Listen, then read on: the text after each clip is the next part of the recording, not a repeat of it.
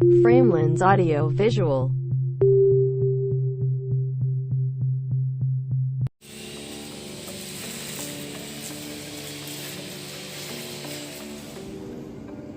Halo teman-teman semua. Sebelum kita memulai videonya, kita mau memperkenalkan diri dulu nih. Assalamualaikum teman-teman, saya Nur Ilham Jainuddin. Saya dari jurusan Teknik Grafika Penerbitan, Prodi Teknik Grafika, dan saat ini saya sudah semester 3. Halo semuanya, perkenalkan nama saya Reza Tara Alfida Sigit, mahasiswa semester 3 di Politeknik Negeri Jakarta, jurusan Teknik Grafika dan Penerbitan, Prodi Teknik Grafika. Halo, perkenalkan nama saya Putri Merisa Maulida, mahasiswa Politeknik Negeri Jakarta, semester 3, jurusan Teknik Grafika dan Penerbitan, Prodi Teknik Grafika.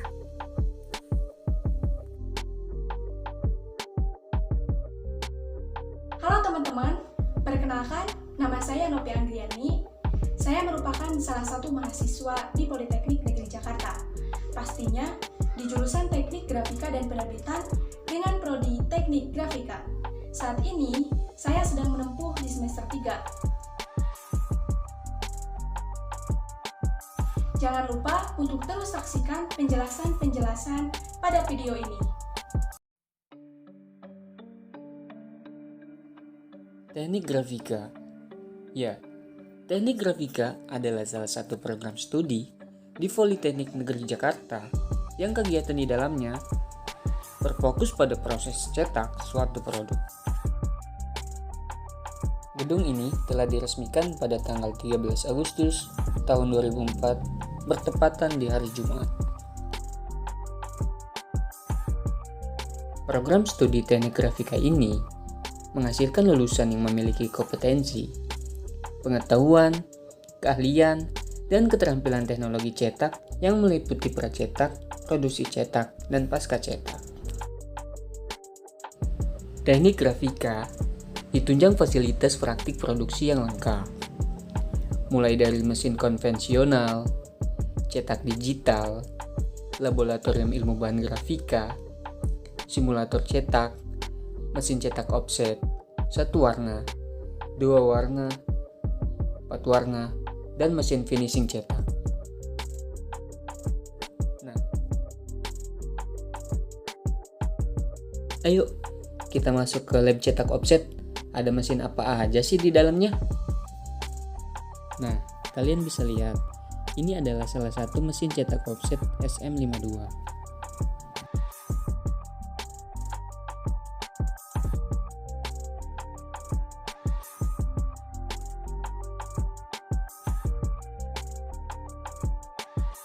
Nah, ini adalah monitor untuk mengatur mesin cetak offset 4 warna. Ini adalah mesin cetak offset 4 warna.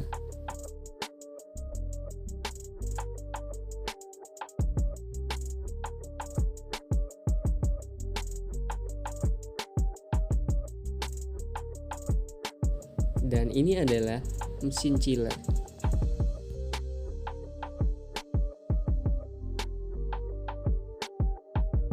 Nah, untuk alat dan bahan di sini juga telah disediakan seperti isopropyl alkohol, fountain solution, tinta offset, dan alat-alat dan bahan lainnya.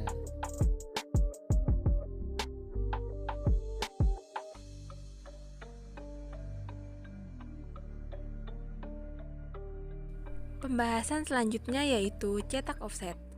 Nah, kalian udah tahu belum sih apa itu cetak offset? Jadi, cetak offset merupakan salah satu teknik cetak yang paling sering digunakan di dalam industri percetakan. Cetak offset ini memiliki prinsip yang sama seperti cetak datar, di mana posisi image area dan non-image area sama tingginya. Lalu, bagaimana sih proses cetak offset itu? Nah, mula-mula tinta akan ditransfer ke permukaan plat. Setelah tinta menempel pada permukaan plat, maka akan dialihkan ke blanket. Setelah teralihkan ke blanket, maka selanjutnya tinta akan ditransfer ke permukaan bahan cetak. Oh iya, di dalam mesin cetak offset itu terdapat 3 buah silinder utama loh, yaitu silinder pelat, silinder blanket, dan silinder impresi. Ketiga silinder inilah yang berperan untuk mengalihkan tinta. Lantas, apa sih keunggulan memakai teknik cetak offset? Jadi, salah satu keunggulan dari teknik cetak offset adalah mampu mencetak dalam skala besar. Dan hasil cetak yang dihasilkan lebih akurat. Selanjutnya, poin-poin yang akan dibahas dalam video kali ini diawali dengan penentuan spesifikasi produk dan tema produk yang akan dibuat. Lalu, pembuatan sketsa dan desain. Kemudian, pembuatan acuan cetak. Lalu, proses cetak. Selanjutnya, pemeriksaan hasil cetakan. Dan diakhiri dengan proses finishing. Di dalam proses pembuatan desain, mencakup beberapa kegiatan, seperti membuat imposisi ataupun layout, pemberian color bar, pembagian image berdasarkan jumlah ink zone, proses average blur, dan pengaturan ink zone menggunakan skala ink coverage di mesin cetak. Selanjutnya, pada pembuatan acuan cetak, desain yang sudah dibuat disimpan dalam format PDF. Kemudian, dicetak melalui mesin CTP, di mana prosesnya desain akan langsung dicetak melalui komputer.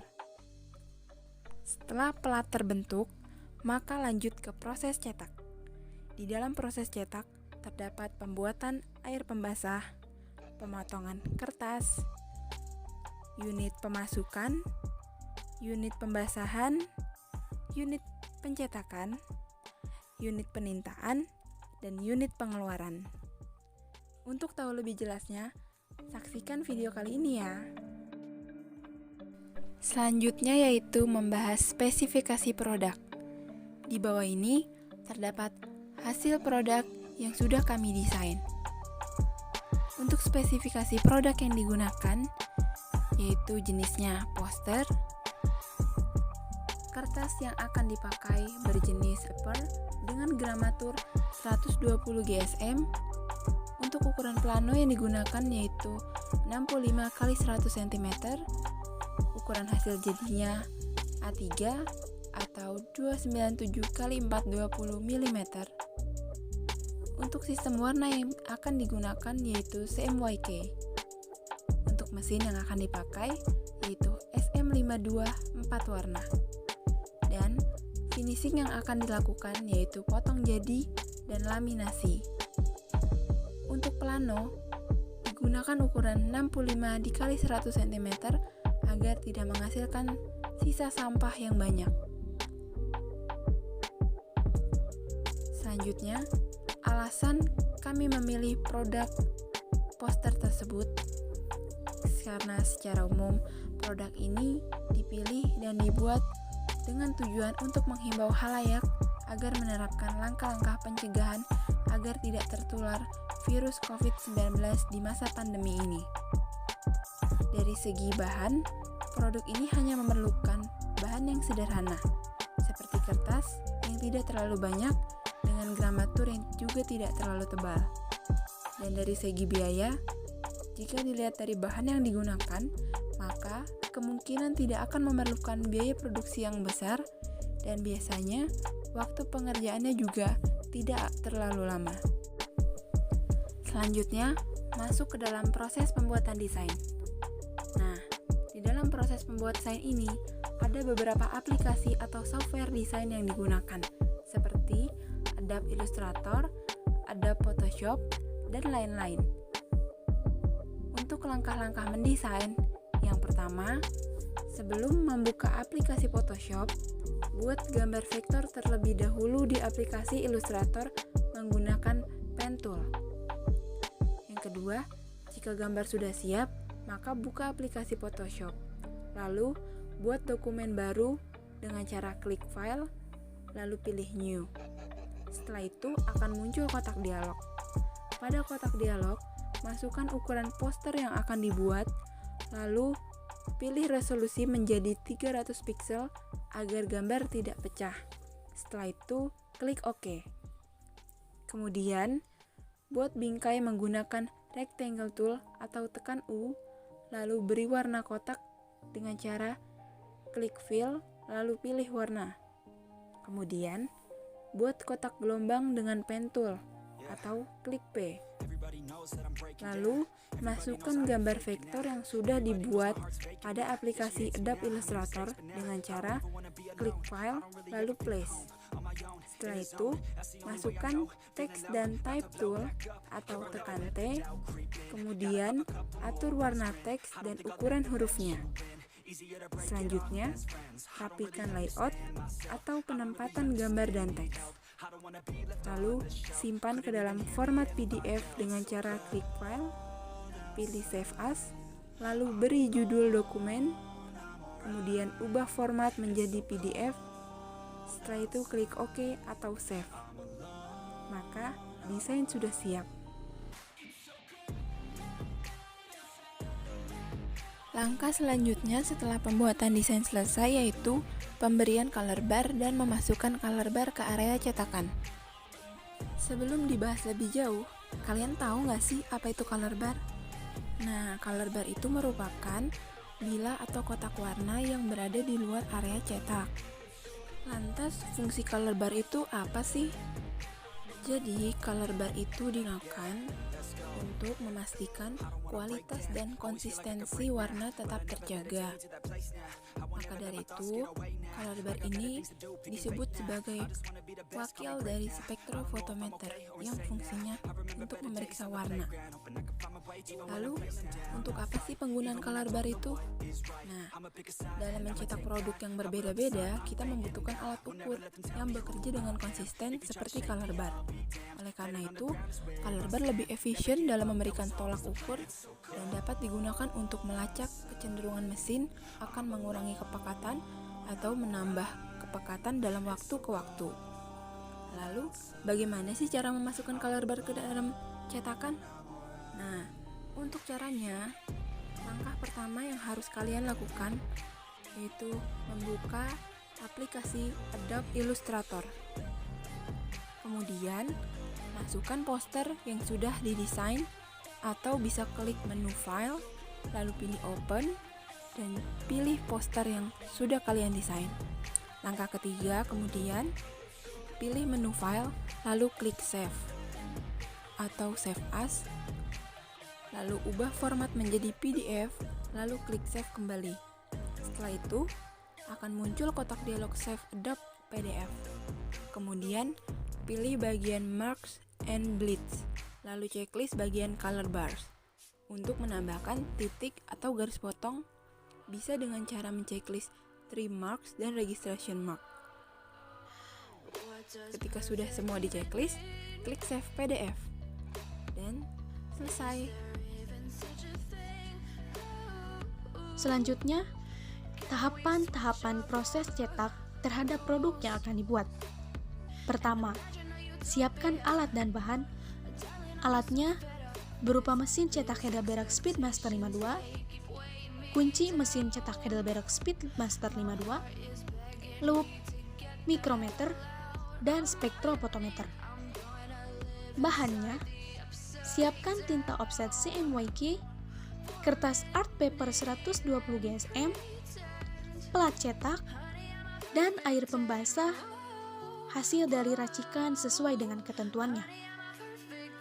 Air pembasah ini akan dimasukkan ke mesin chiller dan didistribusikan kepada mesin Speedmaster 52 atau mesin cetak.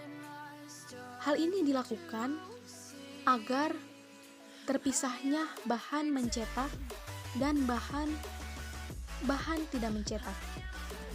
Selanjutnya, hubungkan arus listrik dan aktifkan untuk menyalakan mesin. Tahap selanjutnya, mulailah pemasukan keempat warna tinta.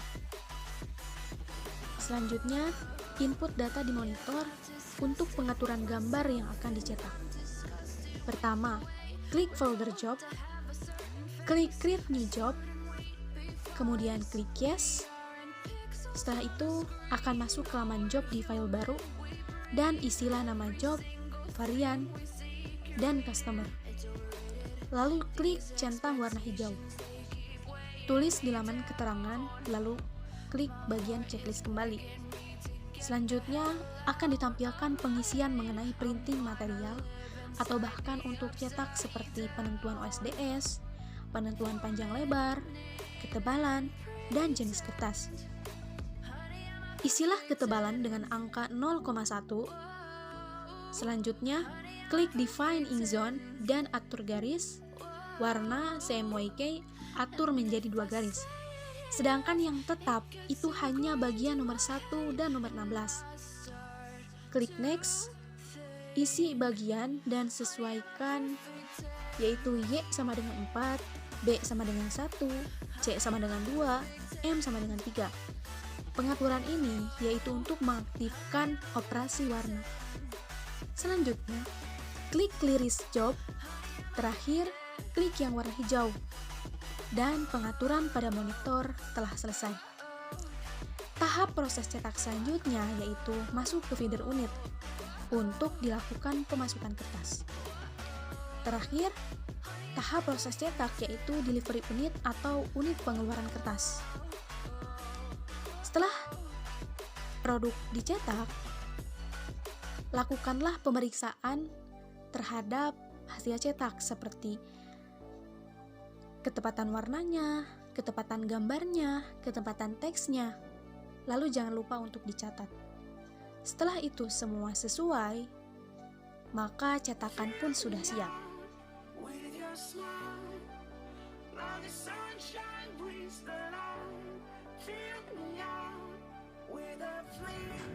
Pengambilan sampel.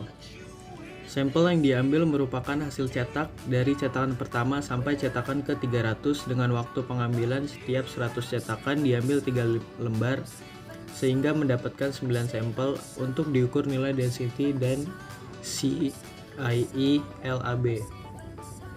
Langkah-langkah pengambilan sampel ini meliputi 1. Proses cetak menggunakan pengaturan ink zone dengan menggunakan skala ukur ink coverage dan pengaturan dari operator cetak. Kedua, kemudian dengan waktu pengambilan setiap 100 cetakan masing-masing dengan melakukan pengaturan sebanyak 3 kali secara bertahap. Jadi masing-masing pengaturan ink zone terdapat 9 sampel yang diuji dari 300 lembar cetakan untuk diukur nilai density dan CIE LAB. Mengukur nilai density menggunakan alat ukur spektrofotometer yang diukur melalui color bar pada sampel cetakan. Langkah kerja menggunakan spektrofotometer Tecon. 1. Nyalakan spektrofotometer. 2. Buka aplikasi Tecon pada PC untuk proses input data. Sebelumnya install software Tecon SpectroConnect 2.5 pada laptop yang akan digunakan untuk pengukuran. Software ini berfungsi untuk menghubungkan antara perangkat SpectroDance dengan MIS Excel yang ada di laptop sehingga waktu pengukuran menjadi lebih akurat. Kemudian buat tabel pengukuran pada MIS Excel yang berisi no density serta LAB masing-masing untuk 3 sampel dengan variasi pengaturan konfigurasi ink zone berbeda. Ketiga, pastikan software Tecon SpectroDance 2.5 dengan MIS Excel masih aktif dan colokkan kabel data antara SpectroDance dengan laptop. 4. Buka software Tecon SpectroDance 2.5 lalu pilih menu SpectroDance, ekspor, isi menu yang terdapat pada tampilan tersebut seperti data 1 main density, data 2 CIE LAB, format 1 0,00, format 2 0,00, separator 1 tab, separator 2 tab. 5. Setelah semua data dimasukkan seperti di atas, klik ekspor kembali. Lalu buka kembali MIS Excel.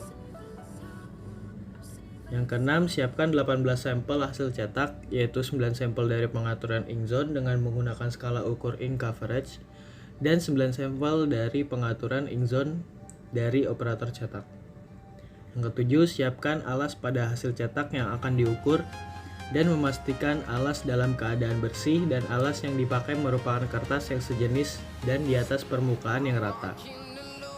Kedelapan, kalibrasi spektro ke warna putih keramik pada perangkat spektro untuk menghindari terjadinya angka yang error.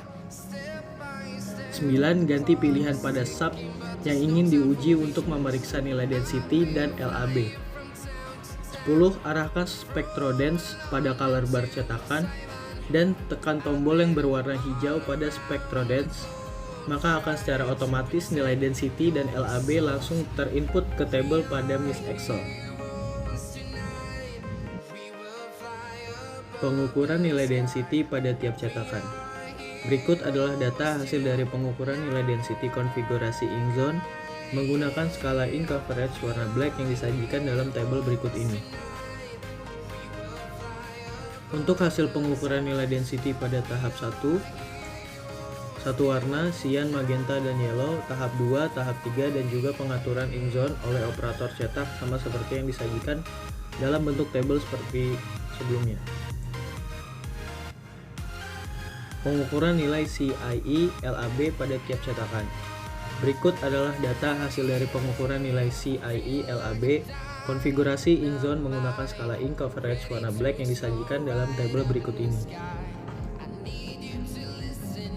Untuk hasil pengukuran nilai CIE LAB pada tahap 1 warna, cyan, magenta, dan yellow, tahap 2, tahap 3, dan juga pengaturan inkZone oleh operator cetak sama seperti yang disajikan dalam bentuk tabel sebelumnya.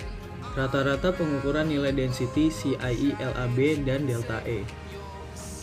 Berikut adalah data hasil rata-rata dari pengukuran nilai density CIE LAB dan delta E konfigurasi inkZone menggunakan skala ink coverage warna black, cyan, magenta, dan yellow.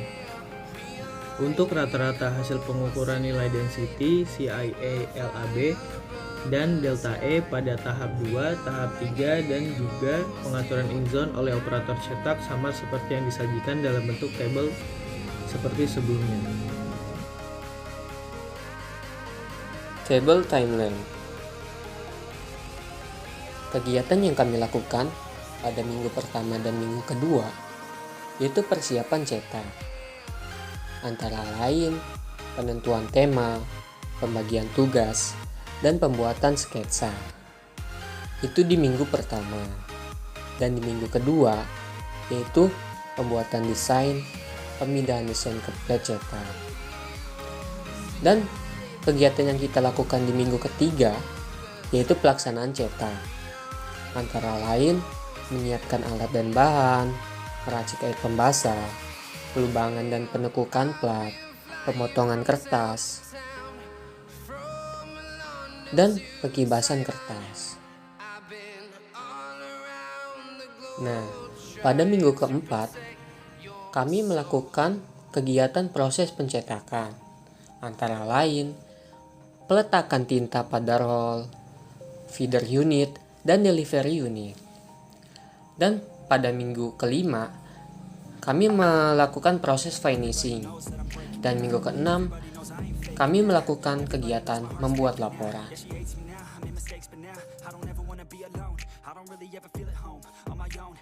Kesimpulan dari semua penjelasan dalam video ini dapat disimpulkan bahwa untuk mencetak suatu produk cetakan harus menentukan tema dan desain yang akan dibuat terlebih dahulu, serta pemilihan warna yang akan digunakan juga sangat berpengaruh pada unsur estetik suatu produk.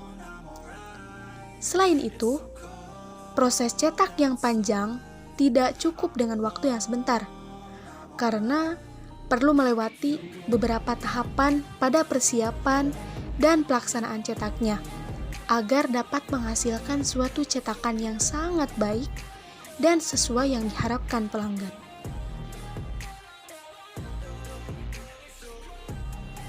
Adapun saran jika kita hendak melakukan proses cetak pada suatu produk. Pada saat proses cetak, memang sangat dibutuhkan sikap disiplin, tanggung jawab, penuh kehati-hatian, dan banyak persiapan agar dapat menghasilkan hasil cetak yang sesuai. Sekian video yang kami buat. Semoga bermanfaat untuk kalian.